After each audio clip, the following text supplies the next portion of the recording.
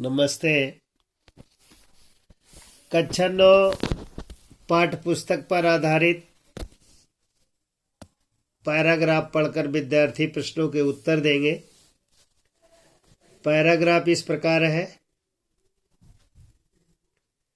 कानपुर में भीषण हत्याकांड करने के बाद अंग्रेजों का सैनिक दल बिठूर की ओर गया।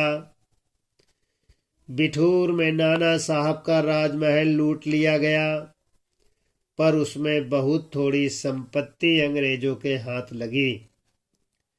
इसके बाद अंग्रेजों ने तोप के गोलों से नाना साहब का महल भस्म कर देने का निश्चय किया।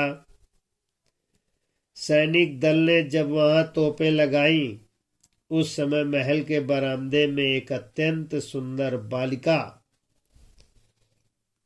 आकर खड़ी हो गई।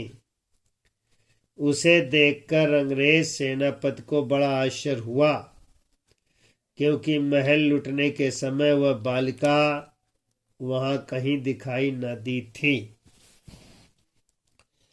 इस पैराग्राफ पर, इस गद्य खंड पर प्रश्न इस प्रकार है। राजमहल को लूटने और ध्वस्त करने का क्या कारण था?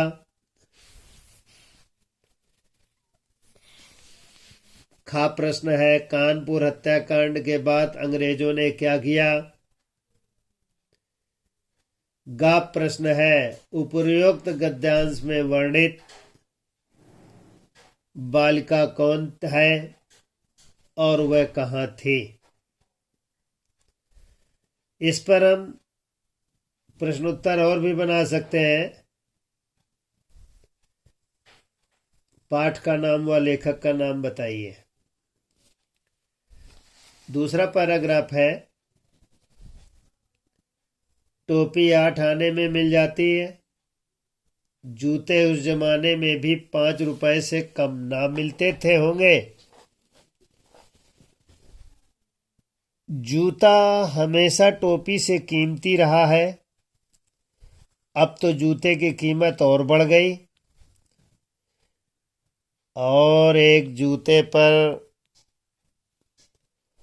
2500 टोपियां न्यौछावर होती है। तुम भी जूते और टोपी के आनुपातिक मूल्य के मारे हुए थे। यह विडंबना मुझे इतनी तीव्रता से पहले कभी नहीं चुभी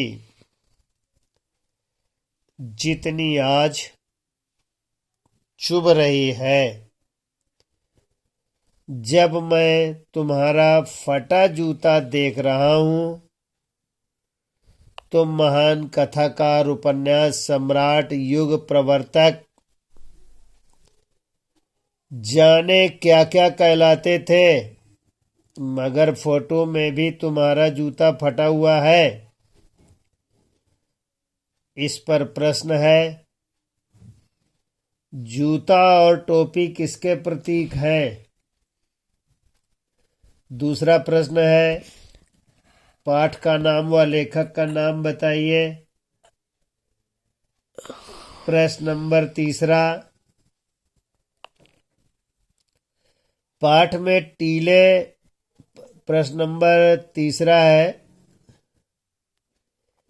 यहां तुमसे क्या आशय है? लेखक उनके लिए क्यों चिंतित है? गा है, प्रेमचंद को कौन कौन सी उपाधियों से जाना जाता है? इस तरह विद्यार्थी प्रश्न उत्तर करेंगे। इन पर कुछ और भी है। प्रेमचंद के फटे जूते एक व्यंग्यात्मक शैली की विद्या है। इस पर अपने विचार बताएंगे। तुम पर्दे का महत्व नहीं जानते। हम पर्दे पर कुर्बान हो रहे हैं। इस पंक्ति का आशय अर्थ विद्यार्थियों को लिखना है।